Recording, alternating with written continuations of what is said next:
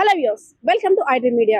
ఇప్పుడు రెండు తెలుగు రాష్ట్రాల్లోనే కాకుండా దేశవ్యాప్తంగా సంచలనం రేపినటువంటి మౌనిక హత్య కేసు ఇప్పుడు రోజు రోజుకి ఒక్కొక్క రకంగా మలుపు తిరగడమే కాకుండా పోలీసులకు కూడా సవాళ్లు విసురుతుంది. ఎందుకంటే మార్చి 29వ తారీఖున నేవీలో టెక్నీషియన్ గా విధులు నిర్వహిస్తున్నటువంటి రవీంద్ర అనే వ్యక్తి మౌనిక అనే యువతిని డేటింగ్ యాప్ ద్వారా పరిచయం చేసుకొని ఎప్పుడు 2019లో పరిచయం అయిన తర్వాత వీరిద్దరి సంబంధం కూడా డేటింగ్ యాప్ ద్వారా కొనసాగుతూ వస్తుంది.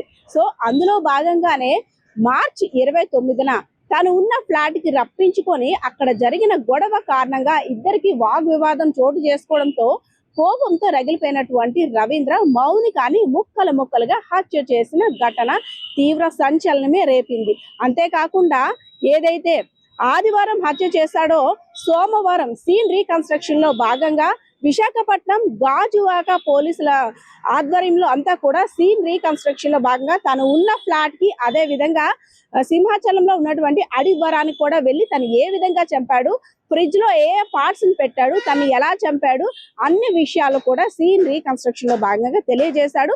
అక్కడి నుండి సింహాచలం వెళ్ళి అక్కడ అడివరం ప్రాంతంలో తలని చేతుల్ని కాల్ చేసినట్లు కూడా పోలీసులకి వివరాలు వెల్లడించారు. అదే విధంగా ఆ తర్వాత పోలీసులు రిమాండ్ కి తరలించిన తర్వాత ఇంట్రాగేషన్ లో భాగంగా 3 రోజుల పాటు కస్టడీకి కోరిన తర్వాత సంచలన విషయాలు వెలుగులోకి వస్తున్నాయి. అంటే రోజుకో రకంగా రవీంద్ర నిజం చెప్తున్నాడా అబద్ధం చెప్తున్నాడా అనే ఇప్పుడైతే మాత్రం అనుమానాలు కూడా వ్యక్తం అవుతున్నాయి. ఎందుకంటే మౌనిక మరణించి దాదాపు 11 రోజులు కావస్తుంది. సో వాళ్ళ పేరెంట్స్ కూడా తమ కూతురు మరణించిన వార్త కన్నా తన మీద వస్తున్న అపనిందలు మరింత బాధిస్తున్నాయి.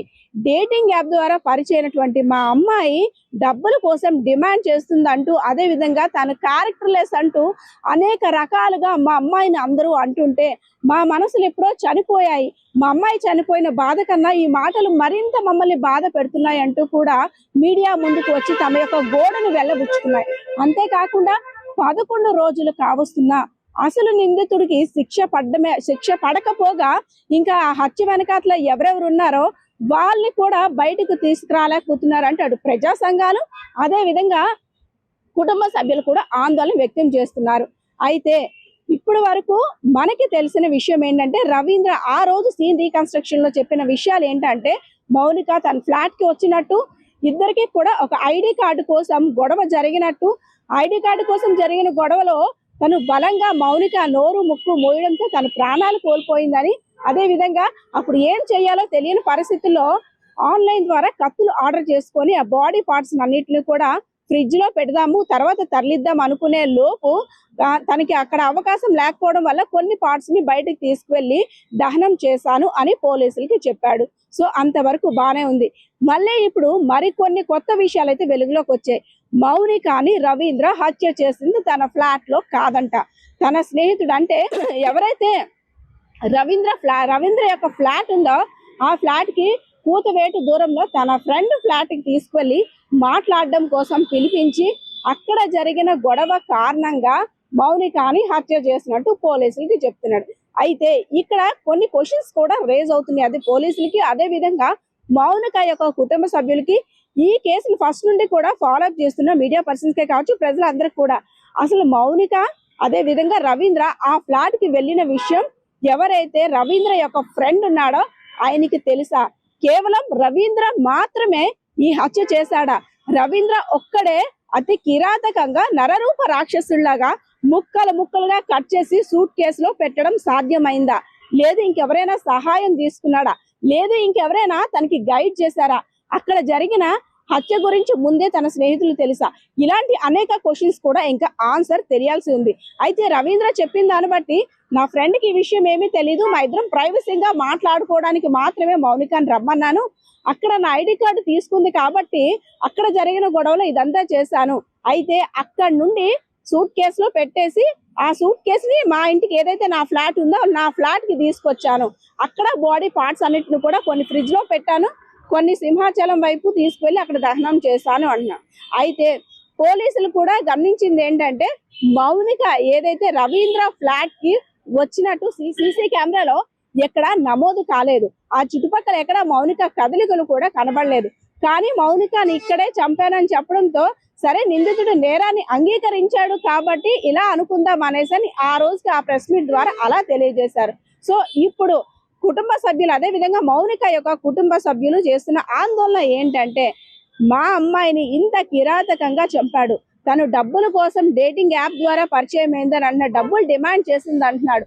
అంతేకాకుండా తన ప్రైవసీ ఫొటోస్ కానీ అన్ని కూడా తన భార్యకి పంపించిందని లేనిపోని నిందలు వేస్తూ నా అమాయకురాలైన కూతురు మీద లేనిపోని అనుమానాలు, అదే విధంగా ఒక క్యారెక్టర్ లేని వ్యక్తిగా నా కూతుర్ని అందరి ముందు కూడా బయట పెట్టేశాడు, అందుకే చంపేశారంటూ కూడా చాలా మంది అంటున్న మాటలు మమ్మల్ని చాలా బాధ పెడుతున్నాయి.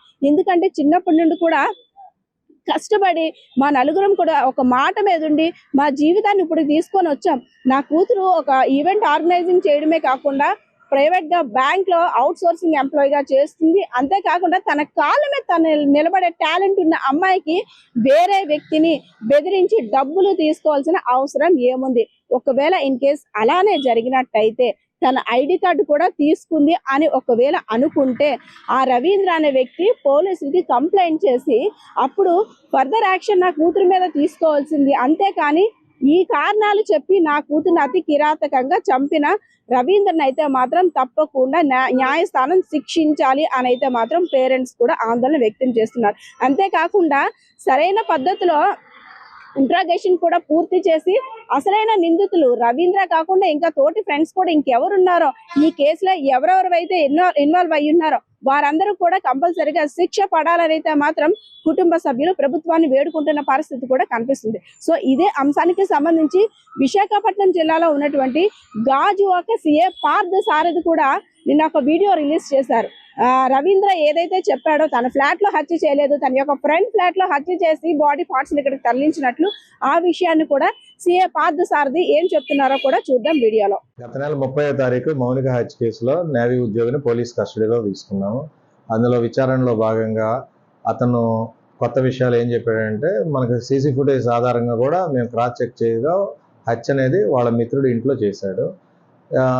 అక్కడ మేము వాళ్ళు వచ్చి 3 బ్యాచిలర్స్ ఆ ఇంట్లో ఉంటున్నారు. వాళ్ళు ఉదయం నుంచి సాయంత్రం వరకు ఉద్యోగాలు చేసుకుని నైట్కి వస్తారనమాట. కాబట్టి ఆ మధ్య టైంలో వచ్చేసి ఆ అమ్మాయికి ఎడిదిరిగి అతను పరిచయం ఉన్నాడు కాబట్టి వాళ్ళు అమ్మాయి అతను తీసుకొని వచ్చి లోపల వచ్చేసి ఇద్దరికి కూడా కొంత వాగ్వివాదం జరిగింది.